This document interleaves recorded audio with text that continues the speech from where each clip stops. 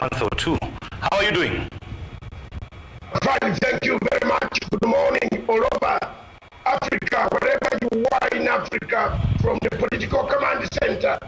Good morning for me, to the Kass fraternity, listening to us, millions of the brood this morning. Good morning. Good morning, good morning, good morning. How have you been? I have been okay. What are you up to politically at the moment?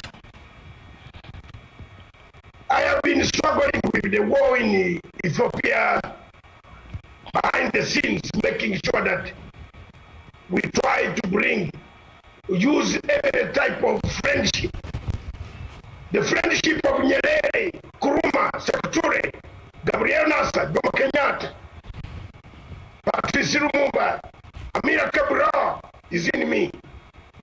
I've been going behind the so-called Obasanjo operations to make sure that at least one of those two warring parties in Ethiopia can come to the table.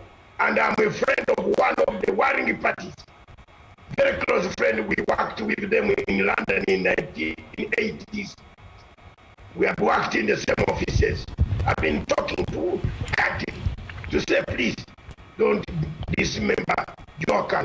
Stop the war. That is what I've been up to. Yeah, how's that situation looking like out there in Ethiopia? You know, I've been very attentively waiting. Sorry? Yeah, I didn't hear the question. I'm saying, how is that situation looking like, especially in Ethiopia?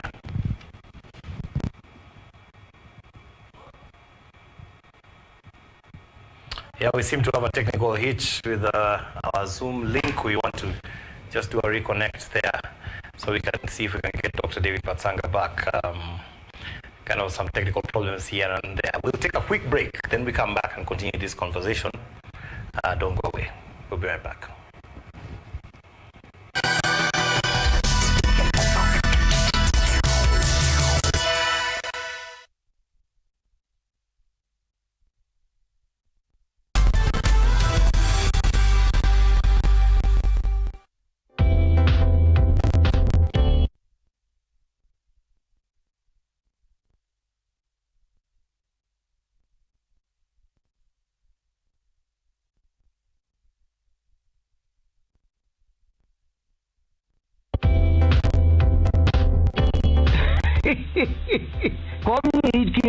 1 anebo moriara baigalian jekeli chone tege sotenu limwengu meshima onyo ituku chimonyo ngeta onyo ishuru tone tebes anan kirate otinye korasa agichie ingredient ne loboti ko maitar ngalaleti aga nyonyo rodune ta pobotu tikelitit ogerichie ganye bichombirere jomotuche otinye gidiji jontu kulingo bwa bigini otinye ile gebiru bujongo no limo isa agichie muitengi togo oshugulikio nchage ni zono munu bomori sinyo chige chepkerichot koiksigisa tune simengu ichile star 860 star 835 hash Kass ko kimnatetab comedians ak tienik tugul.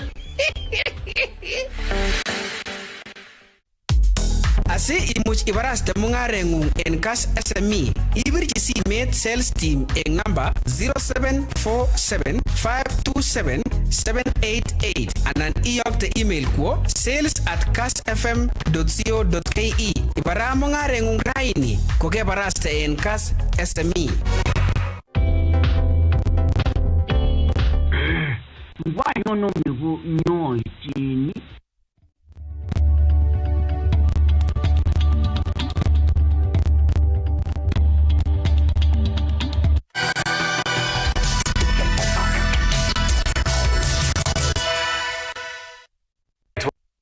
59 minutes. My name is Levy Kones. We had a bit of a problem connecting back or online, but at least now the show is continuing. Dr. David Matsanga is my guest for Pan African Forum chairman. It's been a while since we had a discussion. We're talking about matters to do with Africa and East Africa specifically, and even back down here to Kenya, just tackling all the issues in between. We were talking about Ethiopia, Daktari, before we got cut off, and I was asking you, in as far as the continent is concerned, is the situation there improving? Would you say it's improving? I don't know whether you are hearing me or not. I don't know whether you can hear me. Seem to have a bit of a... You better become audio. You better become audio. Sorry, are you able to hear me now? Yes, I can hear you, but you are coming. Now I can hear you. Hopefully, we have been able to stabilize that signal right now. So let's try this again. Once again, we're discussing matters to do with the situation in Ethiopia. Just wondering, would you say from an African standpoint that situation is improving? Yes. The situation would have improved if Africa was united on the question of Ethiopia. As it stands now, some of us have gone in to create our own internal relationship with some of the leaders on both sides to make sure that we persuaded them. The mediation process was wrongly constituted by the AU, the ambassador there, Dr. General Matsanga, did not tell out the truth, did not cry out the real problem. Some of us are trying to persuade the Tigray people, whom we know for a long time, like myself. I know them. I can't say I don't know them. I know them. I'm trying to say, please, let's leave the spirit of Zenawi. Let's come back. Let's unite. The biggest mistake that the Prime Minister made was to shake hands with the President of Eritrea, a very dangerous guy on the continent of Africa. And I know people, the biggest problem that you want to say, and I have to say it, and I will all of what is continue to say, is that we Africans don't speak out at each other. We don't tell each other the mistakes. When we meet, we glorify each other and say, oh, you are very good. You are very good, Kones. We should have told the president of Ethiopia, of Eritrea, you are a terrorist. Stop being a terrorist. Become a head of state. Your people are dying in India, in Mediterranean Sea, in the Sahara Desert, in Libya, being slaughtered. 3/4 of the people crossing are from Eritrea. But you are busy harboring, giving sanctuary to terrorists in Asmara, who come to kill us in Kenya, come to kill us in Uganda, giving support to them through Asmara. The biggest problem is in African continent is that guy. That's why the war in Ethiopia will not end. Now, coming back inwards towards East Africa, we have seen the role that Kenya has taken in being at the forefront of trying to negotiate matters to do with Ethiopia. We have also seen that, in Kenya itself, for example, one of the things that has piqued people's interest is the fact that there is a vacancy coming up at the ambassador of the U.S. Position, and it's being filled by somebody who is a very close ally of Biden, in fact, a billionaire who was even funding her campaigns. What does it say about the U.S. interest in this country? And why do you think that will? The United States interest in Kenya is strategic. Kenya is a strategic partner, ally of the United States. Any professor of international law, doctor of international law, if any political scientist of international relations will tell you, Kenya is strategically placed in the Horn of Africa, in Central Africa, in East Africa. It's a strategic partner of the United States. The influence of the Chinese coming in because of the lack of proper direction of American foreign body policy that was under the former president, Trump, who did not regard some of the African countries as key to the foreign policy of the United States outside the United States. It's being reversed by the current administration in Washington. So Washington would like to bring in people who can actually understand the problems of the people of the region. The ambassador coming here is a business-minded, economically minded person, like Uhuru Kenyatta is in Kenya. Uhuru Kenyatta is economically minded. Forget about this other one of yours who runs around the other one. He is just a small business broker. You know, Uhuru Kenyatta is not a business broker. He's a man whose background is economically grown in an economic situation. He likes business. He likes to do things. He likes to do things for the country. He likes to see glamour, like the road that we see across Nairobi. If you were in Nairobi 2 years ago and you come back here now, you will tell me there is something wrong, which is very good, not wrong, but very good. Are you yourself? When this dust, is it just about business, let me make my point. Let me make my point. When this dust is collected, removed, you will love Uhuru Kenyatta for the legacy. So the United States has seen a star in Uhuru Muigai Kenyatta. That's why they are sending a high-powered former CEO of very important organization to come to Kenya as a springboard of United States foreign policy in the region. I'm not saying, Daktari, that there is also a regime change angle to it. You know, that the towards the elections of this country. That is a keen interest because you see where Kenya is. Of course, things have not been so good in Ethiopia. We know how they are in Somalia. We know that democracy is wanting in Uganda, for example. We've got trouble down in Burundi. Tanzania is still getting on their feet in the post Magufuli era. So Kenya looks like the hub, and then they say it's next to everywhere. Really, 4 hours from South Africa, 4 hours from Nigeria. A couple of hours up to Cairo, and in looking at the country, there is a desire by Western nations like the United States to be able to have a say on who leads Kenya next, especially in the coming elections. Would you say that is true? Who leads Kenya next is not decided by the United States of America. It's decided by you Kenyans. And of course, Kenyans, the United States will not like a thief to lead this country. I'm sorry. If you are taking me that route, I'm going to be very brutal. And some of his supporters on this television might shut down their eyes. The United States of America does not like thieves, does not like conmen, does not like people who don't observe rights, does not like angry people. Does not what is the difference between the Taliban and some candidates in Kenya that I see? What's the difference? People who don't heal. If you say that,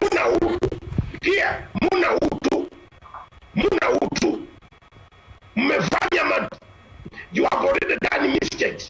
You don't see the mistakes you make. Bado, you bravado. You are beating the chest. But people will say, there is a difference. The U.S. will not support, in short, the U.S. will not support a thief, a corrupt person to take over this. So you are confirming that they would be up to even regime change then? The kind of thing you always say here is not acceptable for African countries. Because if you say, if I think that you're a thief and you're standing, and the people elect you, for example, what is it? Those who elect a thief are mentally deranged. What? Are mentally deranged. Yeah, but what if they do? You see, even if I thought you were a thief, you say you're a thief, and people elect you, then what?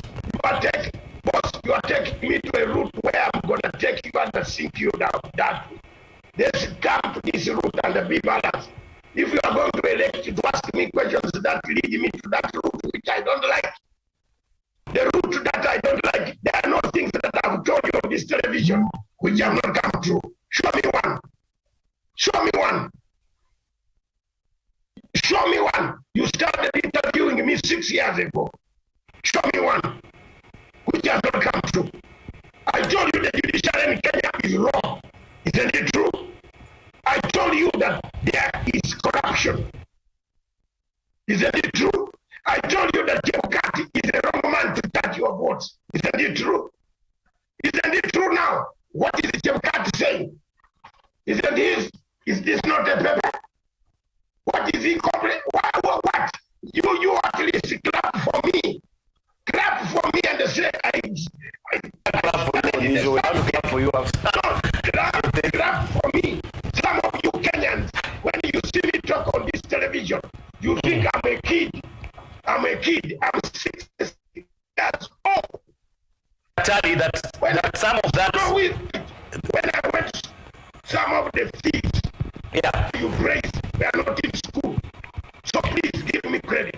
I have seen a lot. But I tell you, there are some who would say that truth is relative depending on where you're standing from. There's some people who are saying the judiciary is working very well. There are those who are saying, look at the judiciary now. Many of their court orders are not. Have I ever changed my brother? Have I ever changed my stand since I saw you? Have you done what? Sorry. Have I ever changed my stand since I saw you? No. You haven't. You've. I came here. Listen. I came here in 2000. I came in 2008. Stopped the ICC from going to take 2 younger men, 6 men. Didn't I do a good job? Have I changed? I told you I would dismantle it. I did. From that time, I'm stuck on Uhuru Muigai Kenyatta. He's a Pan-African. Have I changed? Where have you seen me go? Where Uhuru goes is where I go. I don't change. You can even leave me alone single-handedly. I will deliver Uhuru to the best place. I don't care because I studied a subject called political science. To the last iota on planet Earth, even if you bring me an exam when the eyes are closed, I will pass. Do you have any problem with that? No, I hear you. Do you have any problem with that? So for me, don't tell me about a thief. Don't tell me about a corrupt person. Don't tell me. I have told you the judiciary in Kenya is captured by activists. And yet, Daktari, not everybody sees it that way. Some see it as if the judiciary is doing their job and is actually being, tripped up by the executive. Take for example, let's just take an example of the ruling against the DCI. You have brought it nicely. Take for example that ruling saying that and it's on the newspaper today that he needs to brought a good thing. You have brought a good thing on Kinoti. Yes. You are saying take for example a ruling against this. If the court says, let me ask you, then you come to it. If the court says that you, Daktari, need to report to jail tomorrow, and a ruling comes to that effect, or me for the example, shouldn't I report to jail and then fight the system once I'm inside? Because that is the ruling as it is now. Because today we are jailing people all over Kenya. The people who are going to go to jail today.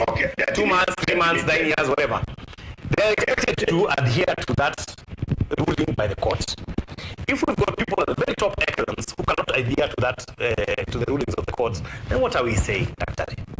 Let me tell you, I want to teach you and I want to educate you because it looks like you don't even know the Kenyan. I'm happy. Let's go step by step. Yes.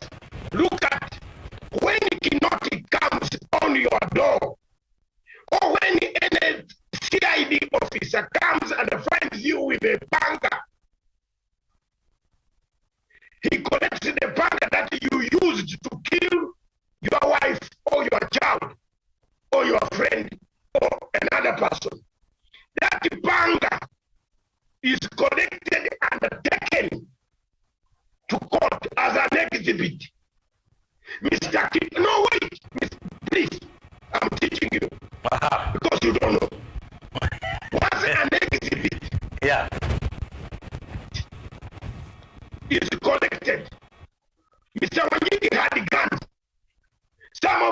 guns are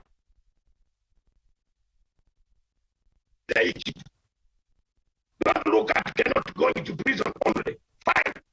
You want to take him to prison? He's not the first person who has gone to prison. People will go to prison, but you go to prison when you have a mistake you have made. What mistake did you not make? He's an officer who impounded the guns.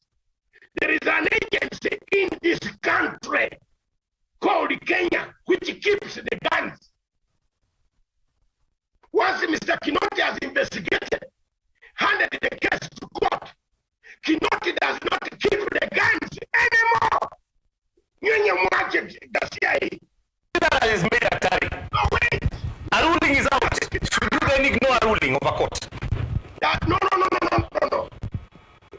Wait, my son. Because if we don't do that, what would happen? I'm an international. I studied international law. I'm not having. This cheap 1 degree from Nairobi University. Please. No. I want to tell you frankly. Kinoti does not keep guns in Kenya. Unless you want Kinoti for another thing. Kinoti hands over the guns to the registry which keeps the guns. The guns that Wanjiki had are with the registry. They are no longer in the hands. Even when Kinoti wants to take one of the guns back, he can't get them anymore. Whoever is doing this ruling is not ruling from the planet Moon. It's ruling amongst us in Kenya. We know very well. If you want a pistol in Kenya, you go to the firearm office, isn't it? You go to Kinoti. Does Kinoti give the pistol? If you cannot arrest a cocaine dealer with 200 kilos of cocaine, does Kinoti take the cocaine to his house or takes it to the central registry which keeps exhibits? Answer me. So why do you come to issue a warrant to a wrong man? No. The layman like me. Don't reason like a villager from Tarum. But let me tell you, this is okay because it's a... Please, if you are... The layman is not discounting here.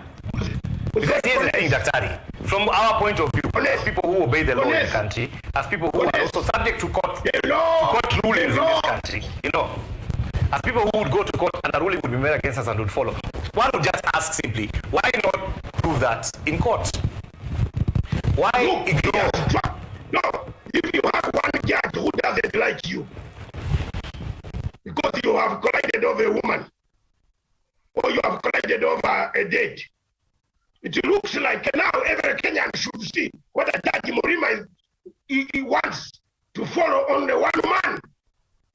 How many people here have not obeyed court orders? How many? Nyinyi msilete mavurugu kwa siasa kwa serikali ya Uhuru Kenyatta. Don't bring vurugu hapa. Don't bring vurugu. You are destroying this government. Someone was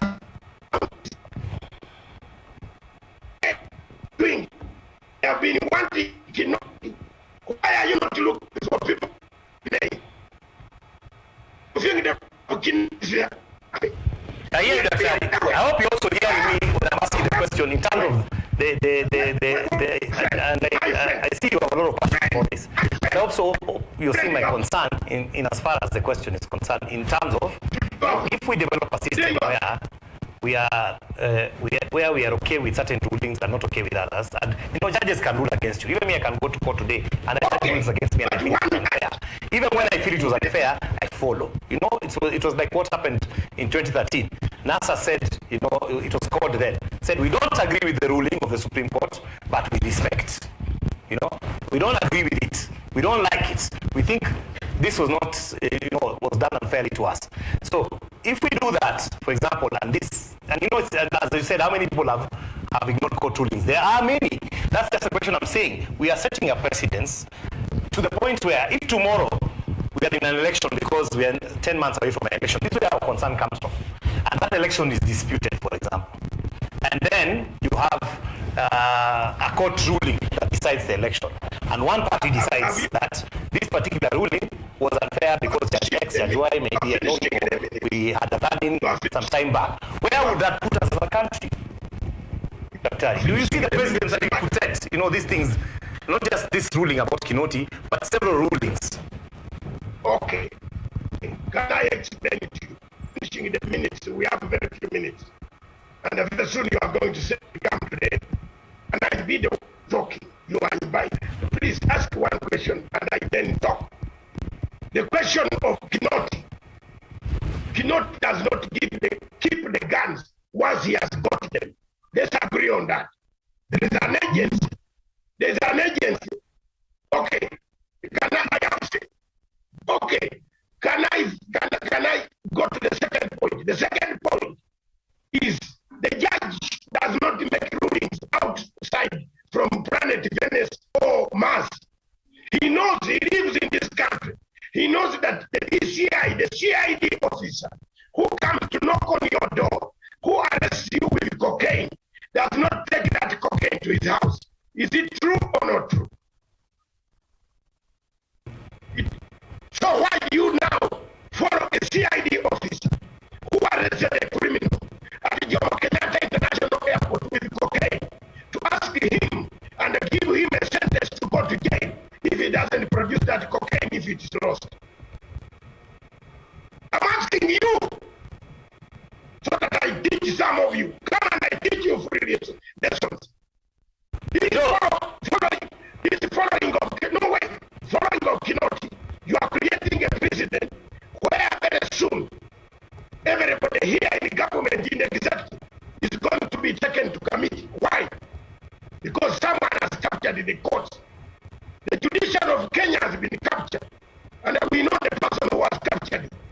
When he says he doesn't like you, they take you down. We know. I don't think that could be said also the opposite way. That unfair things could happen, and that's our president as well. And that's the point. Listen, Chebukati was told, Mr. Chebukati was told to open the servers in 2017. Did he obey the order? Have you taken him to go? He said they were asleep. Yeah, so in France, no, listen. In France, we are still sleeping in France, isn't it? We're still sleeping in France. Yeah, okay. Now, why do you go for Kinoti only? Because why don't you ask where are the killers of Sergeant Kinei? Kobe Blood. Who are these who brought arms, fake arms things? Judges should make rulings which are... How do we solve this problem? Because the case can be made either way. Clearly, the case for ignoring some rulings can be made by saying, there's a precedence of bad rulings and some people feel slighted because of this and that, and this is not following due process, or this evidence was not taken into effect. Then the other case can be made that, there's some impunity in ignoring court rulings. So as a country, where do we solve this problem? BBI. BBI.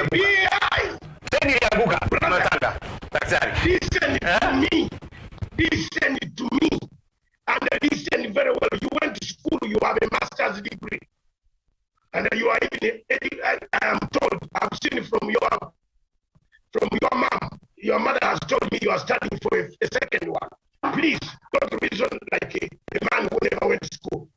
This country needs a redemption strategy. This country needs to heal. This country needs truth telling. This country needs restitution, reparation, accountability, which leads to the big word called healing. That Kenyatta, President Uhuru Kenyatta, Raila Amolo Odinga have said. Kenyans and the same courts said no. Now you are putting two antagonists on ballot paper. You are putting a motor machine from the Rift Valley called Ruto. It's a motor machine. It's a good orator, good politician. You are putting Raila Amolo Odinga, a very good Julius Caesar orator, with so many good things on the ballot paper. And let me tell Kenyans today, this is the end of the year program, the one that will make news.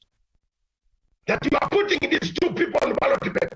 And you Kenyans are sitting there laughing, Huda, or Sijuinini, or this, you are laughing. In 2007, these signs in the heaven were there. I was here. I was in Kenya. I saw these signs. Don't tell me I was not here. Things started the way they are.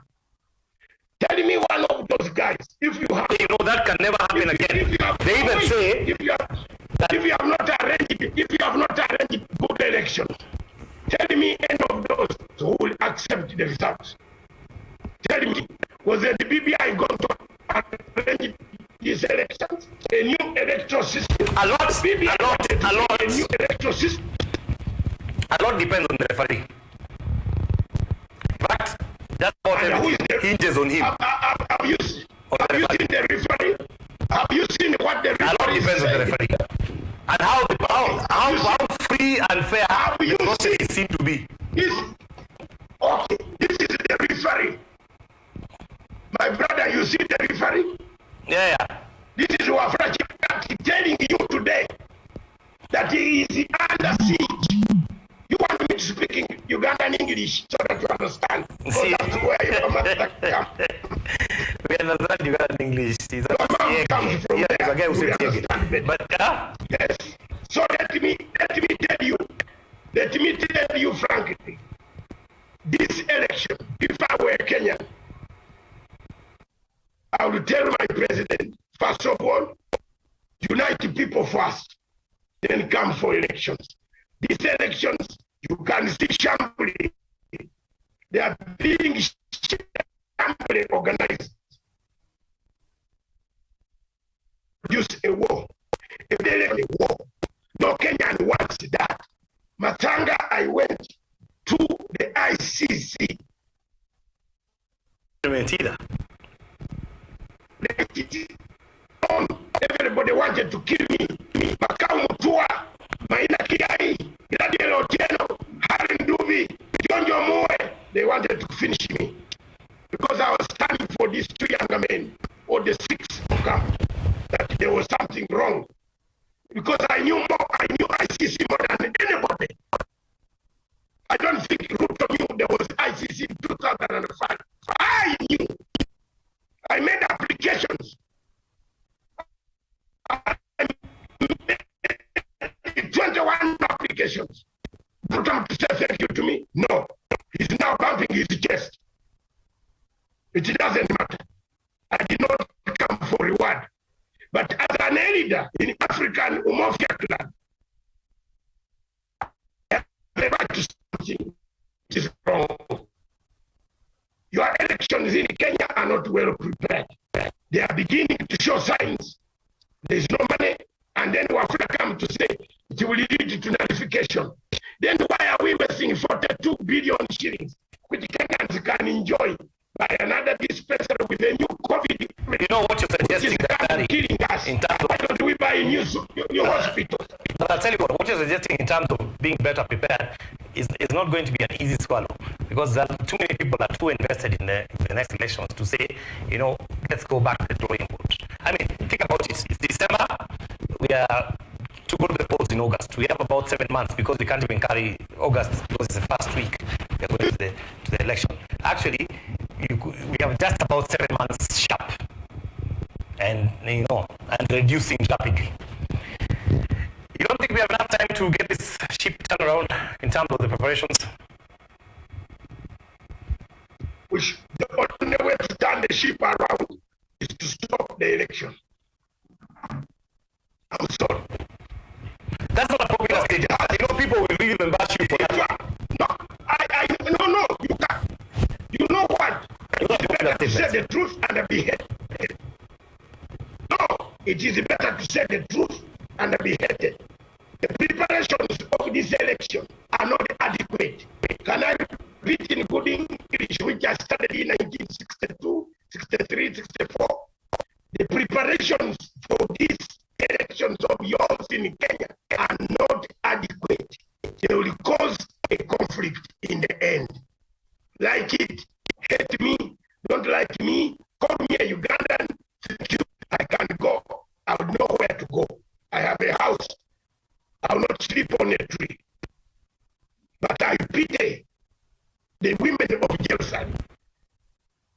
cry for your children because you have a bad election being organized by Chimkat. You have a very bad election. If this is what it is today, you have a very bad election. And the schooler in the world who doesn't tell you that this election is bad, those who should think very seriously that you put the nation of Kenya first, then you think of the position of President Reid. You cannot go to an election with this type of confusion that is surrounding it. This time is not what we call gerrymandered. It is, yes, we need to stop the gerrymandering of an election. The election in Kenya is being gerrymandered by the chairman and his commission. You find them in a hotel seated with candidates. So what do they do at night with candidates during the evening? Why is it that they are not meeting all the candidates? So is this we can only hope that they will somehow turn the ship around and begin to tell us that things are in place. There's voter registration coming up in January. We are hoping that will run well. The only way I will emphasize this, and I will emphasize the President Uhuru Kenyatta's message. BBI might have stopped, but one day, one time, it will be done for this country to be stable. For this country to be stable, there must be redemption strategy. What is the redemption strategy?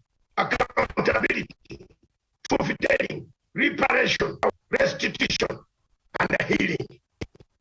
Plus reconciliation. You said that for a long time, Dr. If you don't have last statement as we go, but you have said that for quite a while. Yes, my last statement is, if you are going to Malaba, and then you stop at the Banti forest, you look at your house where you used to live 40 years ago. Someone is cooking in that house, and you are sleeping in the boys' quarters in Nairobi. Have you reconciled? Have you? Have you? Depends. And those are the questions. Yeah, yes. It depends on who you are. But I hear what you're saying. The question is quite serious. I'm always open. I'm always open. I come out to say my things. You reflection. Get me. Thank you, Dr. Reflect and see you who is sleeping in somebody's house and the owner is still on the streets in Nairobi. Reflect and make it good outside. Move forward with your one country. One. Have I hit the point for you? I hear you. Thank you, Dr. I appreciate that discussion. I want to wish you a Merry Christmas, a very Happy New Year. I think you should do the same for our viewers. Have a nice one. This one, we have been interrupted. We have been interrupted by I don't know, your network. I don't know how people. We are going to sort that out. In the coming year, we are coming bigger, better. My points are, and more. My points. Yeah, we're coming more revamped. Points are very clear. I wish the chairman good time, good Christmas. Thank him, he's my friend for a long time. I want to thank him for having allowed me to speak on his TV for this time. I hope also wish the people of the Rift Valley good time, the people of Kenya good time, the people of Western, the entire East Africa, the entire Africa, the best time that you can afford to have. We know we are under COVID regulations. Stay away, keep a distance, wear a mask. Where possible, don't go to places if it is not necessary. Thank you. Thank you, sir. God bless you. Have a wonderful day. That's the 59 minutes for this morning. A little bit of a hiccup here and there with the network. but at least we were able to get a lot of that show. Have a wonderful, wonderful day. Stay tuned for Leah coming up with the lawsuit.